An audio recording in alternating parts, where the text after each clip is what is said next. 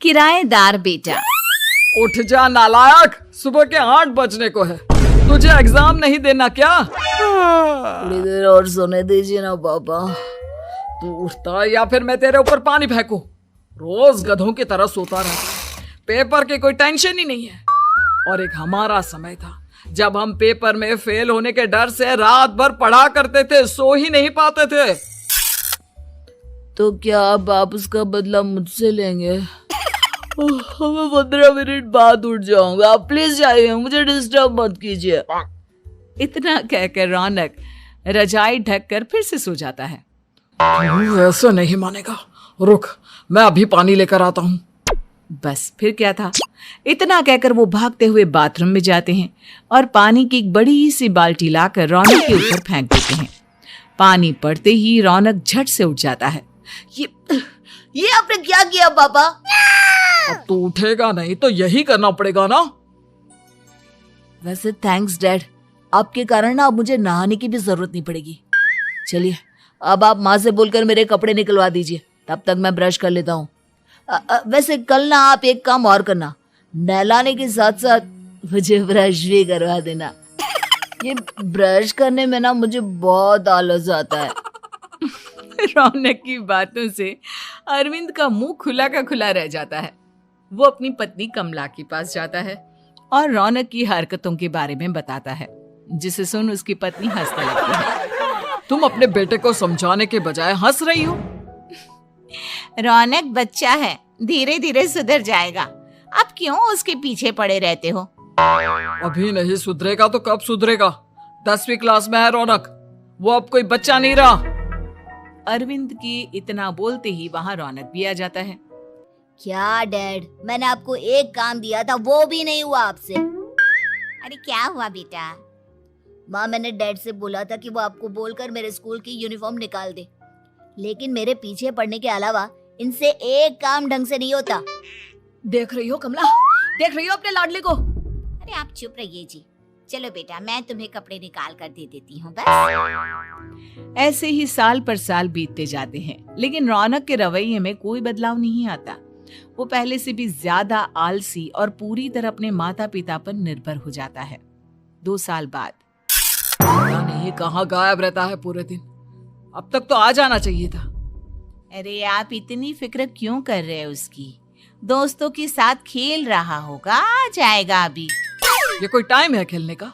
10 बजने वाले हैं, इतनी रात में कौन खेलता है? कमला कुछ कहती उससे पहले ही रौनक वहाँ आ जाता है। मम्मी जल्दी से खाना लगा दो, बहुत भूख लग रही है। तुम्हें तब तक खाना नहीं मिलेगा जब तक तुम बता नहीं देते कि इतनी रात गए कहाँ से आ रहे हो। ओ प्लीज डैड, अब आप इसी पे प्रद्युमन बनकर मेरे सर पर बंदूक लेकर मत बैठ जाना। अपनी फालतू की बकवास बंद कर और बता कहाँ से आ रहा है। माँ अब समझाइए ना डैड को। बता देना बेटा, इनको भी तसल्ली हो जाएगी। आप बोल रही हैं तो बता देता हूँ, मैं दोस्तों के साथ मूवी देखने गया था, इसलिए देर हो गई। तो इन सब चीजों में मेरे पैसे उड़ाता है। कभी 1 रुपया कमाने के बारे में सोचा है तूने? जब देखो हवा की तरह पैसे उड़ाता रहता है। माँ अब आप इन्हें चुप करा दीजिए, वरना ना मुझे गुस्सा आ जाएगा। अच्छा क्या कर लेगा? बता ना क्या कर लेगा तू? वैसे बात तो ठीक ही है, मैं कर ही क्या सकता हूँ? पैसे तो फिर भी मैं आपसे ही मांगूंगा ना। चलिए अब ये सब बात छोड़िए और मम्मी मेरे लिए खाना लगा दीजिए। अभी लगा देती हूँ बेटा। मैं बता रहा हूँ कमला, एक दिन ये ऐसे ही बिगड़ जाएगा। उफ़ो, आप क्यों इतना पीछे पड़े रहते हो मेरे बच्चे के? बात की बाद में देखेंगे, अभी आप शांति से उसे खाना खाने देंगे। अगले दिन। डैडी मुझे 10,000 रुपए चाहिए। हाँ? अब इतने पैसे क्यों चाहिए तुझे? डैड आप बिना सवाल किए कभी पैसे नहीं दे सकते क्या? जब तक तू बताएगा नहीं तुझे पैसे भी नहीं मिलेंगे। अरे अब आप अपने बेटे को पैसे भी नहीं दे सकते? नालायक, तेरी उम्र के लोग नौकरी करते हैं और एक तू है जो नौकरी करने का नाम ही नहीं लेता कभी। आप लोगों के होते हुए भला मैं नौकरी क्यों करूं? अरे हम कब तक पैसे देंगे तुझे? तुझे भी तो अपने पैरों पर खड़ा होना होगा ना। कौन सा उधार के पैरों पर खड़ा हूँ अपने ही तो पैरों पर खड़ा हूँ मैं। इसी तरह रौनक दिन प्रतिदिन लापरवाह होता जाता है। उसकी लापरवाही को देखते हुए अरविंद और कमला अपने बेटे की शादी कराने का फैसला लेते हैं और 1 महीने के अंदर अंदर ही रौनक की शादी मेघा नाम की लड़की से करा देते हैं। शादी के कुछ दिन बाद, रौनक, मुझे एक अच्छी सी साड़ी चाहिए, आप ला दोगे ना? हाँ, क्यों नहीं। कितने तक की आती है साड़ी? यही करीब 5,000 तक की। तुम चिंता मत करो, मैं आज ही डैडी से पैसे मांगकर तुम्हारे लिए साड़ी ले आऊंगा। आप कब तक ऐसे ही अपने पापा से पैसे मांगते रहेंगे? कोई अच्छी सी नौकरी क्यों नहीं कर लेते आप? अरे डैड के होते हुए मुझे नौकरी करने की जरूरत ही क्या है? पर आप ऐसे कब तक उनसे पैसे मांगते रहेंगे? कुछ आपको अपने दम पर भी तो करना होगा ना। अब तुम भी बाकी लोगों की तरह मुझे ज्ञान देना शुरू मत कर देना। साड़ी चाहिए ना तुम्हें, मिल जाएगी बस। इतना कहकर रौनक अपने पिता से पैसे मांगने चला जाता है। डैडी, मुझे 5,000 रुपया चाहिए। अब 5,000 क्यों चाहिए तुझे? वो मेघा को साड़ी चाहिए थी। अरविंद आगे बिना कुछ कहे चुपचाप उसे पैसे निकाल कर दे देता है।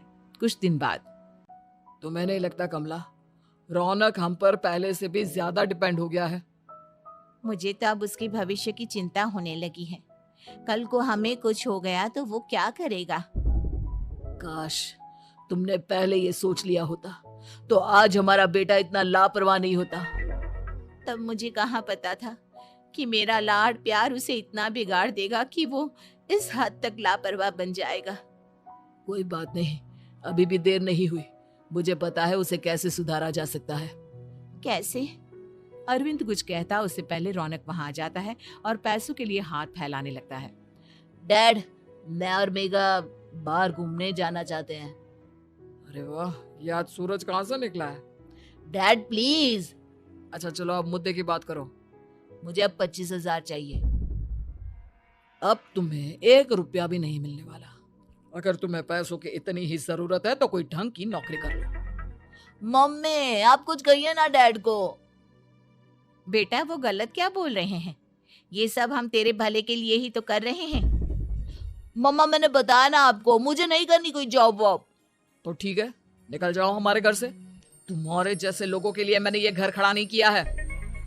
जितना ये घर आपका है ना, उतना ही मेरा भी है। मैं कहीं नहीं जाने वाला। जाना तो पड़ेगा ही तुझे, क्योंकि अब मैं तेरा कोई भी खर्चा नहीं उठाने वाला। ठीक है, मत उठाइए मेरा खर्चा, मैं अपने दम पर भी जी सकता हूँ। तो बेशर्मों की तरह अब तक यहाँ क्यों खड़ा है? अपना सामान ले आओ, निकल जाए यहाँ से। रौनक पैर पटकते हुए वहां से चला जाता है। घर से निकालना जरूरी है क्या उसे? बिना पैसों के कौन रखेगा उसे किराए पर? अगर उसका भविष्य सुधारना है तो हमें अपने दिल पर पत्थर रखकर ये कदम उठाना ही होगा। दोनों बात कर रहे होते हैं कि रौनक अपनी पत्नी के साथ एक बड़ा सा बैग लेकर घर से निकल जाता है, लेकिन घर से बाहर उसे कोई भी मुफ्त में अपने घर किराए पर नहीं रखता। अंत में थक हार कर वो फिर से अपने घर चला जाता है। क्या हुआ? थोड़ी देर पहले तो दहाड़ते हुए घर से निकला था, अब क्या हुआ? नहीं रखा ना किसी ने तुझे किराए पर? डैड प्लीज, मैं कुछ दिनों में कोई अच्छी सी नौकरी शुरू कर दूंगा। आप तब तक तो हमें रख लीजिए प्लीज। सुबह से रात हो चुकी है लेकिन कोई हमें रखने को राजी नहीं है। अब आप ही बताइए, इतनी रात को मैं मेघा को लेकर कहाँ जाऊंगा? ठीक है, बहू की वजह से मैं तुझे घर पर रख रहा हूँ, लेकिन तू इस घर में एक बेटे की नहीं बल्कि एक किराएदार की हैसियत से रहेगा। 3 महीने है तेरे पास। इन 3 महीनों के अंदर अंदर मुझे तेरी पहली तनख्वाह हाथ में चाहिए, समझ गया?